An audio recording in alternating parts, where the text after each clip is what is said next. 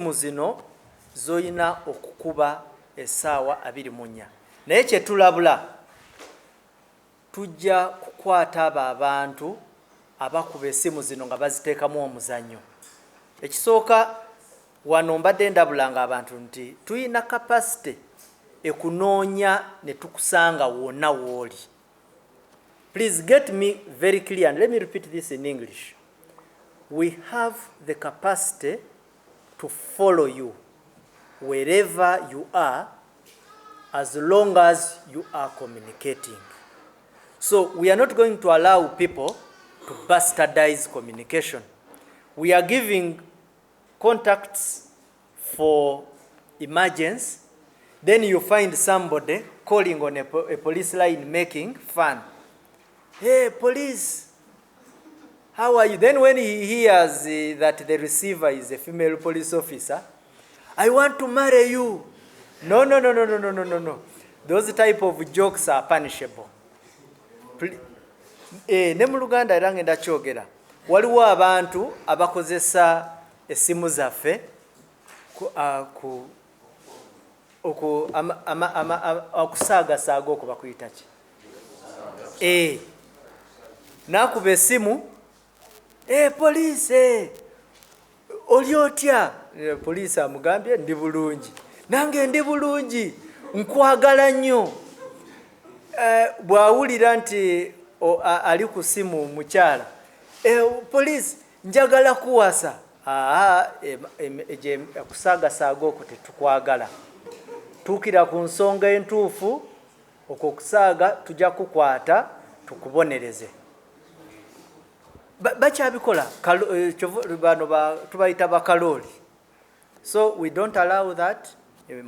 Uganda mmanyi bulungi nti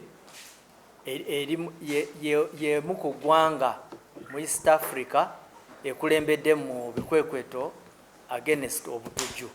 So kiba kitegeeza nti abalabe baffe eyo nabo batutadde mu target. So ebifo bye tusinzizaamu abakulembeze b'eddiini, please making sure nti temwebaka ku kino, muliyazinge ne police, making sure nti muteekawo security framework n'abantu baffe bafune obukuumi. Ebivulu, by the way, teri kivulu kye tusobola kukkiriza nga tekiyina security. We tukukwatirako tujja kubonereza omuntu. Ekivulu kiyina okuba ne security. Bweba teriiwo, no kivulu. That one is a strong message. No security, no kivulu. Ndoza eyo message tugifune bulungi. Now, amasimu. Crime, general crime njogeddeko okumenya amayumba naki. Naye nga bwe tubategeeza yeno message gyendeeta nti as police tutaddewo poliisi n'abakuuma ddembe abalala. Leka kandeke okukiteeka ku poliisi yokka. Tutudde n'entuula ennyingi zikyagenda mu maaso. Tulina entuula zaffe ze tukola ng'abakuuma ddembe. Tuziyita interagency meetings. Mubaamu ISO, mubaamu poliisi, mubaamu amagye, UPDF, mubaamu buli bitongole ebikuuma ddembe. Okutuula kuligenda mu maaso era manyi tuli kutuukirira even ba LOCs wansi eyo, okumakinga sure nti tuteekawo security framework emakinga security ya festive season very good. Naye tugenda basaba ekintu eki nti nammwe muyina okwegatta ku security framework eno. Oyina okutuukirira police, oyina okuba n'ennamba ya police, so that wofunira obuzibu bwonna akasimu kwekere oba wakakubye edda. Issue endala enkulu ennyo gye tulina okwogerako. By the way, ekintu kye twagala usual okulabula ku bicupuli. Tutera nnyo okufuna emisango ku poliisi. Ne bakuwa ekicupuli naye n'okitegeerera ewaka. Kati usually bw'ofuna ekikyupuli kino twagala nnyo olutalo olutandike nga tonaba kuva kuki ku siini. Tebabifunirawo wokka, oluusi babifunira ne ku mobile money, naye mobile money agent n'akwewakana. Ate ne wabaawo obuzibu, kubanga obuzibu bujja yakugamba, agenda n'atugamba ffe nga poliisi ne yeewozaako n'agamba afande ayinza okuba omusajja ono bwe yatuuse mu kkubo n'akikola ki n'akyanga. Twagala olutalo olutandikire ku ki ku siini nga tonaba kuvaawo, tujjaawo we tutandikira okunoonyereza. Naye bw'ova ku siini oli akuteekako section nti olusi akazanyo wakazanye ng'omaze okuva ku siini. Kiringa ne banka.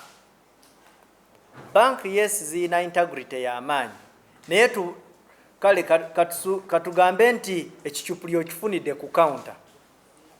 Bw'omala okuva ku counter eyo n'ofuluma wabweru wa banka,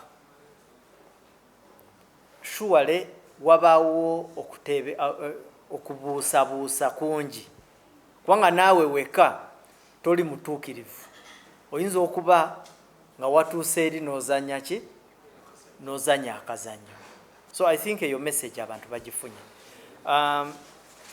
Emiriro mujjukire kati abaana bazze waka, abaana nga bwe mubamanyi bantu ba mizanyo mingi, so batera nnyo okukozinga accidents awaka. Then n'ekirala emiriro nagyo olusi gijja accidental, amasanyalaze gayinza okusparkinga, accidents zibaawo, naye oyina okuba ng'oyina essimu ya poliisi. Abantu abagenda mu shoppings, abafeere bangi mu maaso eyo, kubanga bamanyi bulungi nti muyina ssente kati mugenda ku shoppinga. Bwe buno obudde bwe mutera okufuniramu be tuyita abagezi, owangudde ebirabo bingi bye mugenda okuwangulira mu bafeere bano. Enkya mugenda kuba muwulira abantu nga bakomplaininga, baŋŋamba nti mpangudde ssente, ne baŋŋamba nyingize pin number X, Y and Z. Ekintu kyenjagala usually okulabula abantu, teriiyo kirabo ky'owangula ate ne bakusaba pin number. So usually bw'owulira omuntu ng'akusaba pin number oyo manya mufere. Abasazi b'ensawo kati wetwogerera mu shopping areas, malls biki, of course kati omujjuzo nayo gyeguli. So n'abantu waliwo bano bw'ogenda downtown n'ogula empale, bw'ogenda okutuukira ewaka nga bakuteereddemu ebigoye, ebintu ng'ebyo teri muntu agenda kutaasa okusinga gwe, kubanga tebakozesa maanyi, bakozesa bwongo.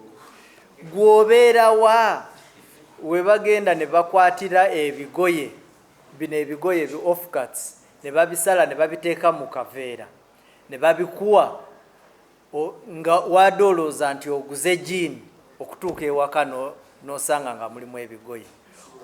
Partly buba bwebafu, n'obwebafu nabwo bubaamu. You need to really be attentive. N'ekyo nakyo osaba poliisi ekuyambe, surely. So ebintu ebimu ng'ebyo, of course tujja kusigala nga tusomesa, naye naawe surely you need to be vigilant. Ebicupu birala kwe kutegeeza abantu ba bulijjo is that tugenda kukola ebikwekweto. Buses, ndugu Kananura ajja kuba abategeeza, teri bus ekkirizibwa kuvuga route eyisa mu kilomita 3 nedda nekola return journey. N'ekirala buli bus driver alina okubeera ne badge. Era ndooza ebintu ebyo bakoze eki babulire. Tulina n'abantu abatayina license naye nga bakola ki, bavuga amamotoka. Bano abantu bonna boolaba abamenyi b'amateeka usually baba beesigamye ku kintu eki, akasimu. Nja kuba akasimu, afande Lusoka nyambe, nze siina muntu wenja kuyamba akwatagana n'ebyokumenya amateeka ga traffic. Obudde obuyina weekube mu mutima bw'oba owulira nga omenya etteeka, face the music. Tujja kukwata abamu mu nnaku eza Christmas bajja kuba batuwoleza nti afande onkutte naye ate kooti nzigale. Tujja kutereka ssaawa 48 era we are going to make sure that we inconvenience you, okumakinga sure nti mutegeera nti amateeka gye gali. Then ekintu ekyatwaga abantu ye issues ezikwatagana n'ebivulu shows. Ebivulu bino bibeeramu okwenyoola kungi. Why? Abantu tebatuukiriza ebisaanyizo. Ekisooka, ekivulu kiyina okuba cleared by IGP. Olina okufuna olukusa ne clearance okuva ewa IGP. Bw'ova wa IGP waliwo ebitongole ebirala nga NEMA, KCCA ne urban authorities endala mu bibuga ebirala.